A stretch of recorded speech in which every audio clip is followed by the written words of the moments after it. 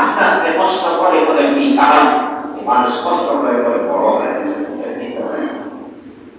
অনেক কষ্ট করার পরে মানুষকে সৃষ্টি করা হয়েছে।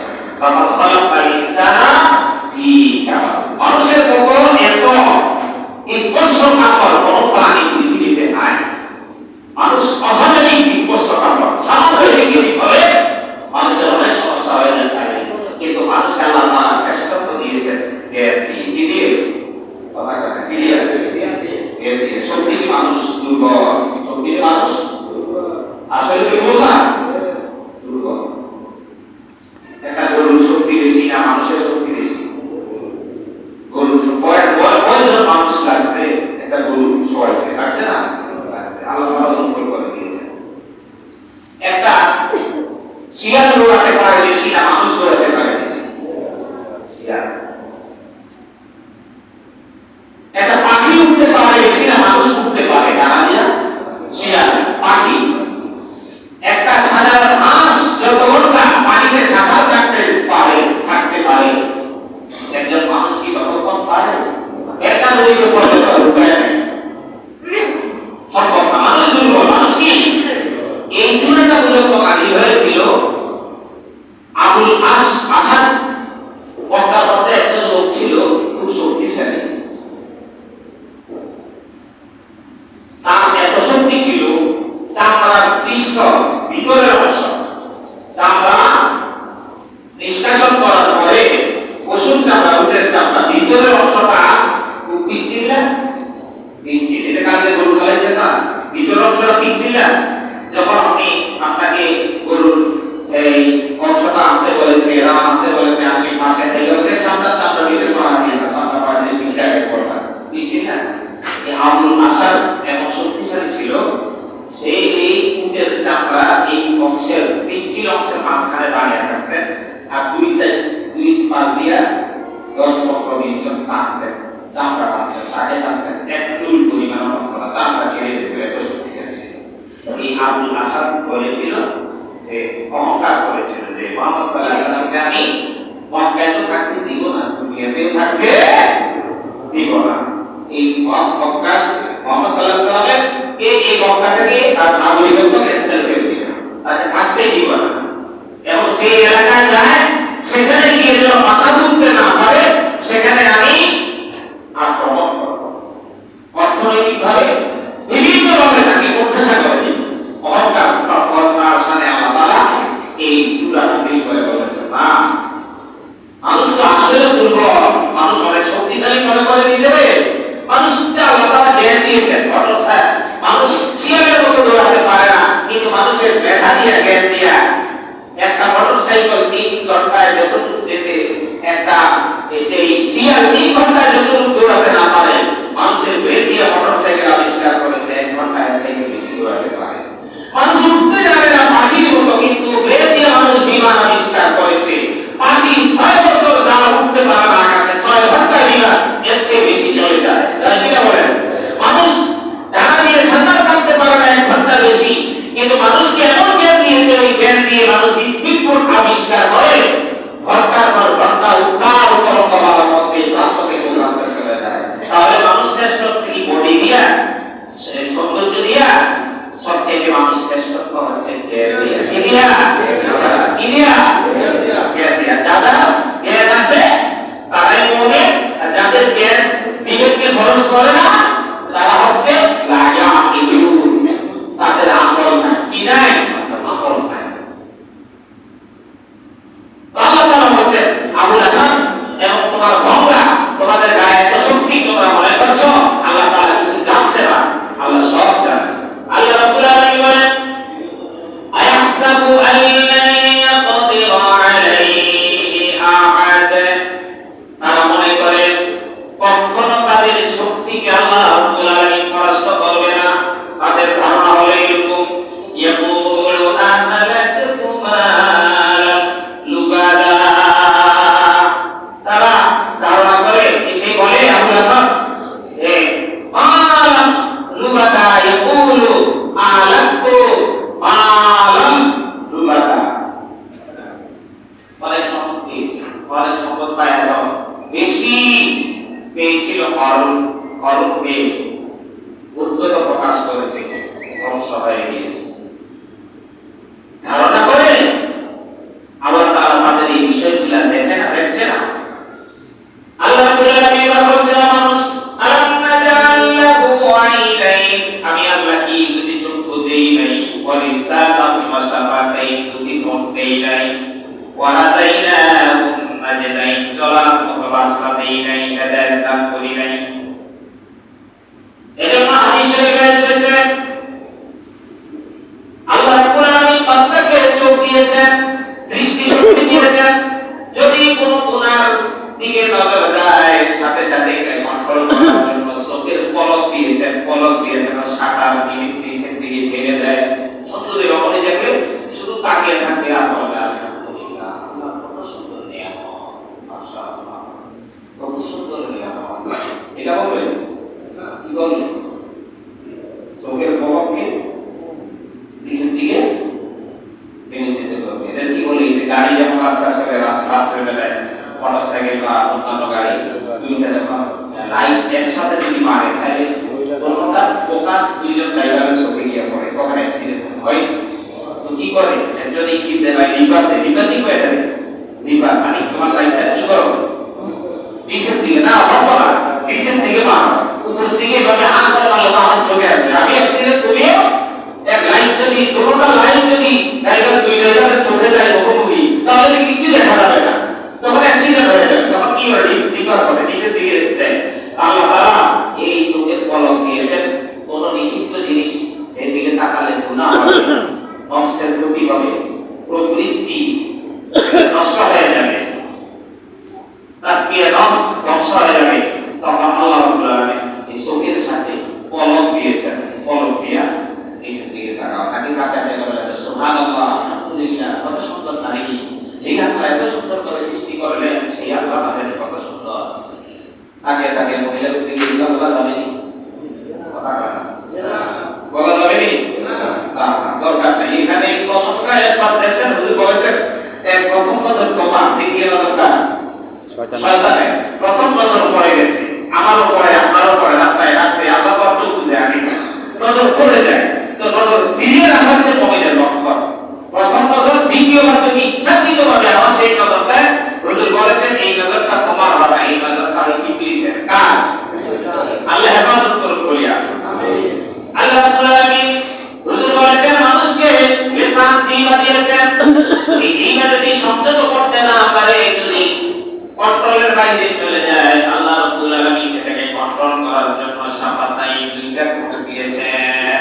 ঠোঁটগুলো তো বন্ধ, কথাও বন্ধ, ঠোঁট বন্ধ, আর জিহ্বা নড়াচড়া করলে কোনো কথা বাইরে বাহিরে আর কোনো সাউন্ড আসবে না, বের হবে না। وهديناهم النجدين فلا اقتحم العقبة وما أدراك ما العقبة فك رقبة أو إطعام في يوم ذي مسغبة يتيما ذا مقربة اقتحم العقبة সংকট, গিরিপথ, পুলসেরাতে 70টা গিরিপথ থাকে। কয়টা গিরিপথ? 70টা গিরিপথ। পুলসেরা এটা একটা সাঁকো ব্রিজ। এই ব্রিজ 30,000 গজ চওড়া। কত হাজার গজ? 30,000। 3টা স্তর থাকবে। প্রথম স্তর হবে সমান করা, দ্বিতীয় স্তর হবে, দ্বিতীয় দুইটা স্তর হবে এইরকম। কতটা সমান স্তর থাকবে, সমান এর মধ্যে সমান করার মধ্যে উঠবে, এরপরে এটা উঠার পরে তাফসীরে এসেছে কেউ হামাগুড়ি দিয়ে উঠছে, আবার কেউ বিকল্প দিয়ে উঠবে, কেউ এইভাবে হাত দিয়ে উঠবে, কেউ আবার এইভাবে হাতকে সামনে রেখে রেখে উঠবে, কেউ আবার এই সেই গিরিপথ পার হবে খুব দ্রুত বেগে দৌড়াবে, চোখের পলকে পার হবে, কেউ আবার আসরের পর থেকে মাগরিব পর্যন্ত সময় লাগবে তার পার হবে। তার মানে তার ইমানের ব্যাটারি যেই পরিমাণ চার্জ, ইমানের ব্যাটারি যেই পরিমাণ চার্জ, সেই পরিমাণ দ্রুত পার হবে। এখন এই ইমানের ব্যাটারিটা চার্জ দিব কোথায়? পরে গেলে কবরে হাজার হাজার বছর শুয়ে শুয়ে সেখানে চার্জ দিবে নাকি? চার্জ দিয়ে কোথায়? অটোওয়ালা গাড়ি কি রাস্তা নামার পরে চার্জ দেয় না রাত্রে বাসায় চার্জ দিয়ে আসে? এই জায়গায় দুনিয়াতে আমার এই ব্যাটারি ইমানের ব্যাটারি চার্জ দেওয়ার জায়গা। এই পুলিশেরা এমন অবস্থা হবে পরে সেটা কি? এই পুলিশেরা পার হবে তারাই যারা নাকি অভাবীকে অন্ন নয় এবং দুর্ভিক্ষের সময় খাদ্যকে পুঁথিগত না করে, খাদ্যকে মজুদ না রেখে সে সহজ করে দেয় মানুষের কাছে যেন পৌঁছে যায়। এই কোরবানির পশুটা প্রাণী রাসূল সাল্লাল্লাহু আলাইহি ওয়াসাল্লাম প্রথম নিষেধ করেছেন, বলছেন 3 দিনের বেশি কোরবানির পশু সংরক্ষণ করো না। এই হুকুমটা আবার উল্টো করে দিয়েছেন, বলছে না রাখতে পারো, সংরক্ষণ করো, অনেক দিন রাখার সুযোগ আছে। এই হুকুমটা যখন করেছেন 3 দিনের বেশি রাখা যাবে না, সেটা করেছিলেন দুর্ভিক্ষের সময়। কিসের সময়? দুর্ভিক্ষের সময়, যাতে মানুষ কষ্ট না আমরা ছেড়ে দেওয়া সব দিয়ে দেয়, তাদের তৌফিক দিয়ে দেওয়া।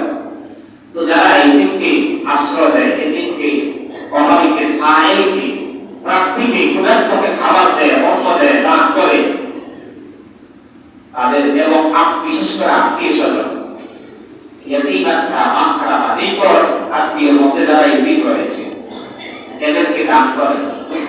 আর মিসকিনাতা মাকরামা, মাকরামা হলো এমন মিসকিন মাটির সাথে মিশে গেছে, মানে কিচ্ছু নেই, নিঃস্ব, একেবারে কিচ্ছুই নাই, এরকম মিসকিন এদিকে যারা খাবার দেয় তারা পুলিশের একটা চোখের পলকে ক্ষমা করে। চিন্তা করেছি ভাই কত মারাত্মক জিনিস না, কত মারাত্মক জিনিস।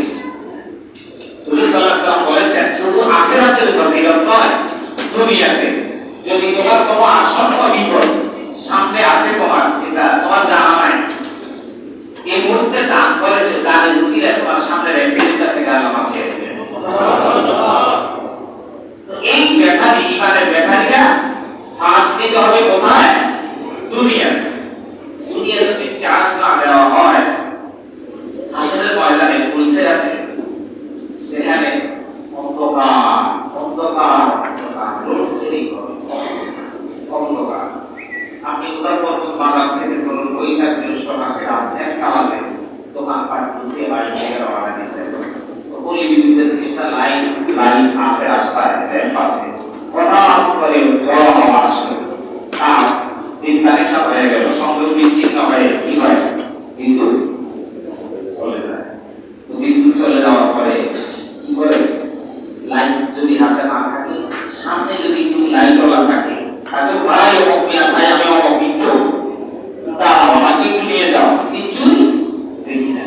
একেবারে কিচ্ছু না থাকলেও অন্তত পকেটে হাত দিয়ে দেখে 10 লাইনটা জিনিস থেকে টানছে, কেমন এই গ্যাস লাইটটা, অন্তত এই জিনিসটা জ্বালাই হইল একটু, একটা মাথা মধ্যে এসে দিন খাওয়া হতে জন্য নাই মনে হয় আমার কাছে, কত হয় আর কি আমার কাছে।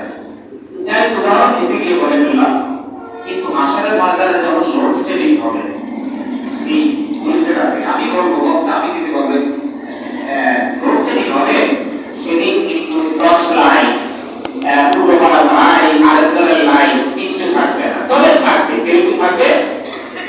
আল্লাহ রাব্বুল আলামিন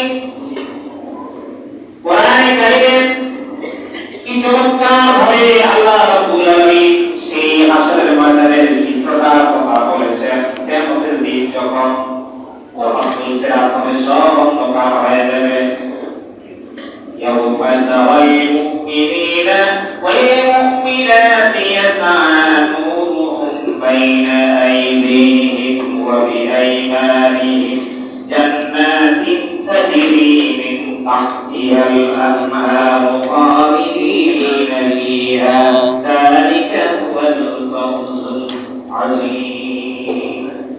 মুমিন ব্যক্তিরা জানতে পারবে নূর আলো, আলো দেখে তারা পার হয়ে যাবে, তাদেরকে সুসংবাদ দেওয়া হবে, এমন জান্নাতের যার চারপাশে নহর অবস্থিত। আর যারা নাকি দুনিয়ার মধ্যে কোরআন সুন্নাহর কথা আমল করে নাই, নবীর আদর্শ অনুযায়ী জীবন যাপন করে নাই, জীবনটা মুনাফিকের মধ্যে চলে গিয়েছে।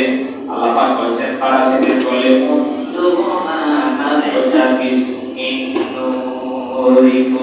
ও আমার ভাই, আমাকে একটু আলো দিয়ে দাও। একজন মুমিন ব্যক্তি কারো আলো থাকবে 10 লাইটের মতো সামান্য আঙ্গুলের প্রভাব পরিমাণ, কারো আলো থাকবে বিশাল পটবৃক্ষের মতো, কারো আলো থাকবে মাথার মতো। এই আলো দিয়ে অন্ধকার পার হবে। পিছন থেকে যখন চিঠি দেখার পরে বলবে ভাই আমাকে নিয়ে যাও, এই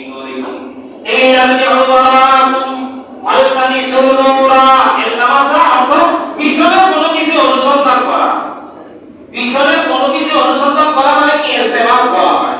আর তলব বলা হয় বর্তমান বা ভবিষ্যতে কোনো কিছু তলব করা, অনুসন্ধান করা, এটাকে তলব বলা হয়।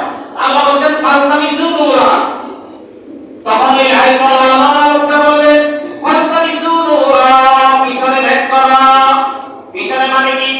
তোমার বাড়ি ছিল মুজাফফরপুর এলাকায়, গাবুলিয়া ছিল, সিকুলিয়া ছিল, হাজুরিয়া ছিল, লক্ষ্মীপুর ছিল, বারুল ছিল, বেলুল ছিল তোমার বাড়ি। সেখানে যাও, তুমি বাজার সদাই করেছো, মুজাফফরপুর বাজার লেনদেন হয়েছে ওই বাজারে, মুআমালাত করেছো ওই বাজারে, বিমা করেছো সেই বাজারে, জীবন যাপন করেছো সেখানে যাও। সেখানে তো আমি আমার ব্যাপারে সার্চ দিয়ে এনেছি, এবার তুমি সেখানে যাও। ফালতামিসু নূরা, এখন এখানে আর ব্যাক করার সুযোগ থাকবে না, থাকবে। অতএব আচার আচরণ, লেনদেন, উঠা বসা, দেনা নেওয়া ক্লিয়ার করতে হবে কোথায়? দুনিয়ায়। কোথায় গো?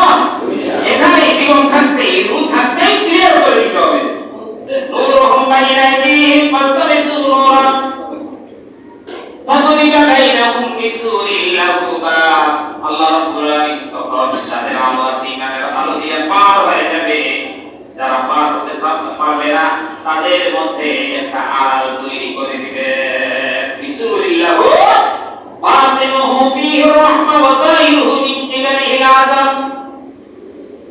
কেউ ঢুকবে রহমতের ভিতরে, যাদেরকে নিয়ে যাবে তাদেরকে রহমতের ছায়াতলে আচ্ছাদিত করবে। আর যারা বাহিরে থাকবে আল্লাহ রাব্বুল আলামিন তাদেরকে আযাবে শামিল করবেন। নাউযুবিল্লাহ। সেদিন বলা হবে আর ইউনাদুনাহু আলাম নাকুম মাআকুম, আরে ভাই আমারে দিলে না তুমি? তোমার দোকানে আমি সদাই যেতাম, নিয়মিত আমি কাস্টমার ছিলাম, তোমার এলাকার মানুষ ছিলাম আমি, তোমার সমাজের লোক ছিলাম আমি তো অমুক আমারে দিলে না তুমি, পার করলে না তুমি, আমাকে নিয়ে না। সেদিন তাকে বলবে, আকসেপ্ট করবে, কলু বলা, তারা বলবে হ্যাঁ ঠিক আছে, তুমি অমুক মিয়া ছিল, অমুক মিয়া অমুক বাড়ি থেকে আসতা, অমুক গ্রাম, তোমার এটা সব জানতাম। কলু বলা ওয়ালাকিন্নাকুম ফাতানতুম আনফুসাকুম ওয়া তাওয়াক্কালতুম আলাল্লাহ, কিন্তু তুমি দুনিয়ার ফিতনার ভিতরে পড়ে গিয়েছো, দুনিয়ার ফিতনায় পড়ে গিয়েছো, লোভে পড়ে গিয়েছো। দুনিয়া চিটিংবাজি, বাটপারি, চিটারি, দাউদারি, মিথ্যা কথা, ভাগাভাগি সব করেছো। বোধহয় নাই এখন এই সমস্ত লোক আমাদের সমাজে আছে নেই? আল্লাহ হেদায়েত করুন। আমাদের কোনো আক্রোশ নাই, আমরা কামনা